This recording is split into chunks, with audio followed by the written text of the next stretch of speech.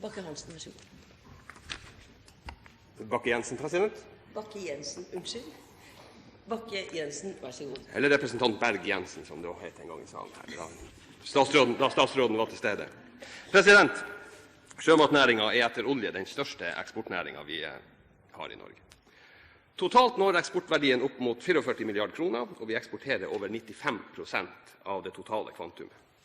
De store markedene har tradisjonelt vært Europa, USA, men også Russland og sjømatnasjoner i Asia blir viktigere og viktigere etter hvert. Det har fra nåværende kyst- og fiskeriminister vært et uttalt mål at vi skal bli verdens fremste sjømatnasjon. Alle i den engere krets i dette hus som interesserer seg for emnet, er helt enige i målsetningen. Vi er nok også enige i at forvaltningen blir et nøkkelord for å nå dette målet.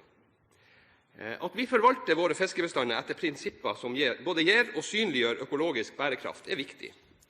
Det er viktig fordi det gir oss et fortrinn i markeder med miljøbevisste kunder. Det er viktig fordi det øker vår status som forvalter og gir oss muligheten til å påvirke felles forvaltningsmodeller med andre land, slik at disse også går i riktig retning. Og sist, men ikke minst, er det viktig fordi bærekraftig forvaltning gir langsiktighet og trygge rammevilkår for norske næringsdrivende på sjø og hav. President, Norge er en rekke ganger kåret til verdens beste forvalter av fiskebestander. Det er altså grunn til å tro at vi på mange felt oppfyller ambisjonen om å bli verdens fremste sjømatnasjon. Våre tradisjonelle metoder for regulering av bestander er ved å sette i kvoter for uttak eller regulere hvilke redskaper som kan brukes under fangsting. For at dette skal bli en effektiv regulering må man ha svar på noen spørsmål. Det er viktig å vite hvor stor den bestanden man skal regulere er. Det er viktig å vite hvilken størrelse det kreves for at den er bærekraftig. Det er viktig å vite på hvilken måte den påvirker andre bestander i økosystemet. Det er viktig å vite om den har et vandringsmønster. Det er viktig å vite om den vandrer sammen med eller følger andre bestander. Det er viktig å vite hvilket fiskeri som påvirker bestanden. Og det siste, men alltid viktige spørsmålet er hvor stor usikkerhet knytter det seg til svarene på de spørsmålene man har stilt seg. Som man ser er det et ganske så komplekst bilde. President, til å stille gode spørsmål og finne gode svar har vi i Norge de fremste havforskningsmiljøer og en kystbefolkning med tusenårig nedarvet kunnskap om livet i havet. Vi er altså tilsynelatende godt skodd for oppgaven å forvalte en bestand. Best i verden må vite. Når denne interpellasjonen har forvaltning av kysttorsk som tema, er det fordi vi opplever at det er stor uenighet mellom verdensmesterne i næringen og verdens beste havforskere om statusen for kysttorsken. Hvis vi går til artsdatabasen, så finner vi følgende definisjon for kysttorsk. Med kysttorsk nord for Stad mener en torsk som ikke kan klassifiseres som nordøstarktisk torsk.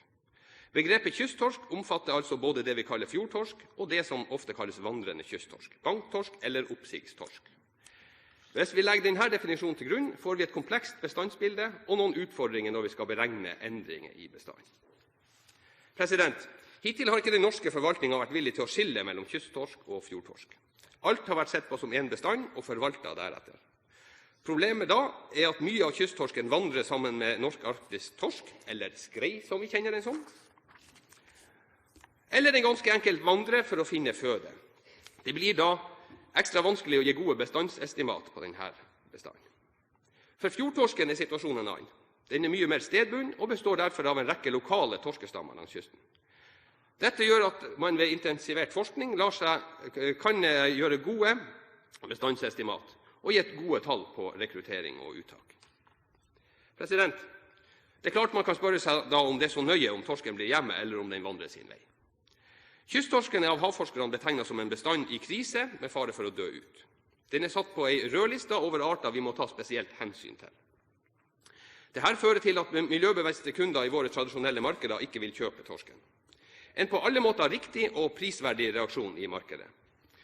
Faktisk et reaksjonsmønster vi er avhengig av for å få forvaltningsregimet vårt til å virke. I dette bildet blir vår oppgave å vite mest mulig om og ha sikrest mulig tall på de forskjellige bestandene. Nå er det kommet en oppbyggingsplan for kysttorsken, slik at markedet skal godkjenne denne som en bærekraftig ressurs, og kunder skal kunne nyte den med beste samvittighet. Dette er bra, men planen skiller heller ikke mellom kysttorsk og fjordtorsk.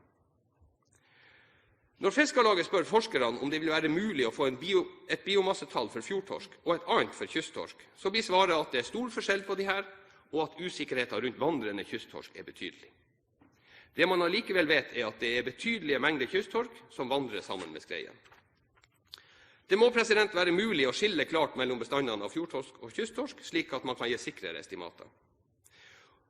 Hvis vi går tilbake til de spørsmålene jeg stilte i innledningen, så vil det ikke være mulig å gi gode svar på noen av de her uten en klarere definisjon av hvilken bestand man snakker om.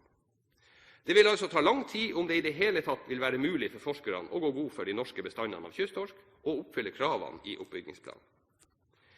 I en oppbyggingsplan som foreligger stilles som krav at bestandene skal være på over 60 000 tonn over minst 2 år, før man kan si at bestandene er i forbedring. Dersom man ikke når dette kravet, må man regulere strengere. Spørsmålet blir om man kan nå kravet hvis man ikke vet nok, eller ikke er klar nok i definisjonene. Nei, det kan faktisk synes vanskelig. Og faren da, er at vi iverksetter reguleringer som gir uforholdsmessige innstramminger for kystfiskeriene og industrien som er avhengig av disse fiskeriene.